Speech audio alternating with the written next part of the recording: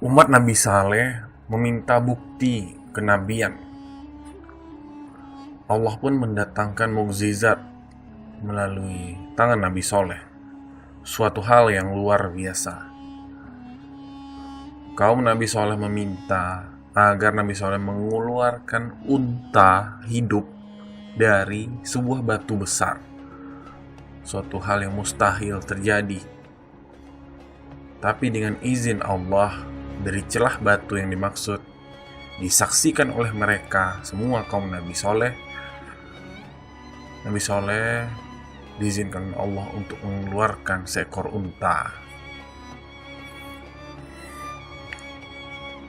Tercenganglah semua kaum Nabi Saleh.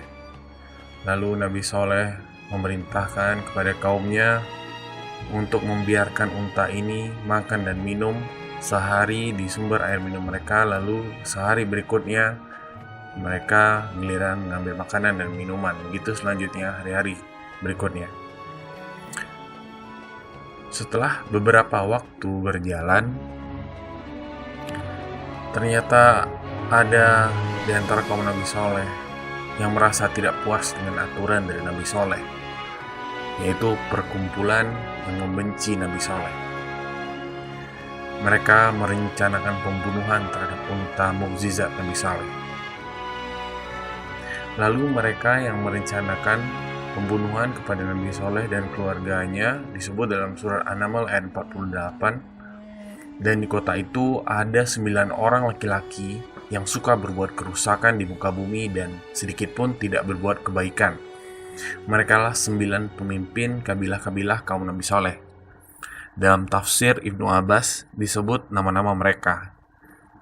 Yang pertama Dama, yang kedua Dati, yang ketiga Harna, yang keempat Hari, yang kelima Dawa, yang keenam Sawa, yang ketujuh Ria, yang ke-8 Mista, dan yang ke-9 adalah Qadar. Yang ke-9 Qadar, dialah pembunuh unta Nabi Saleh. Dalam surat Al-Qamar ayat 29, Allah mengisahkan, lalu mereka panggil sahabat mereka untuk mengangkat dan menyembelih unta Nabi Saleh. Dialah pembunuh unta Nabi Saleh, Qadar. Dalam surat Asy-Syams ayat 12, Allah menceritakan, angkat dibangkitkan di akhirat manusia yang paling celaka antara kamu, yaitu dia yang menyembelih unta Nabi Saleh. Padahal awalnya mereka cukup ketakutan ketika akan membunuh Nabi Saleh. Namun tetua sukunya mengiming-imingi dengan hadiah seorang wanita cantik, sehingga 9 orang itu menjadi bersemangat kembali dan akhirnya Qadar membunuh unta Nabi Saleh. Sungguh celaka kaum Nabi Saleh, menolak risalah Nabi, membunuh unta mukjizat Nabi yang padahal mereka sendiri yang meminta mukjizat itu untuk diturunkan. Dan mereka juga merencanakan makar untuk membunuh Nabi Saleh. Pada malam hari setelah membunuh unta Nabi Saleh, mereka secara sembunyi-sembunyi pergi ke rumah keluarga Nabi Saleh dengan niat untuk membunuh Nabi Saleh beserta keluarganya. Mereka hendak membuat makar, namun makar Allah lebih hebat. Pada malam itu Allah menurunkan hujan batu dari langit sehingga banyak dari mereka yang mati bergelimpangan. Di antara mereka yang masih hidup diberikan waktu tenggang 3 hari untuk mereka bertobat.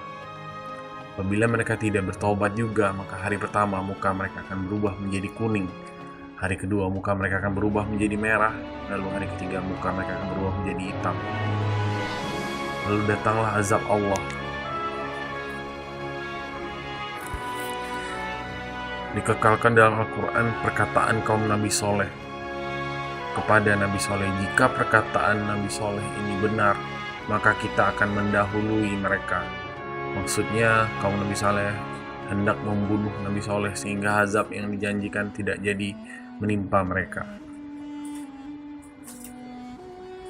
Allah hukum mereka dengan siksaan yang luar biasa. Nauzubillah min dzalik.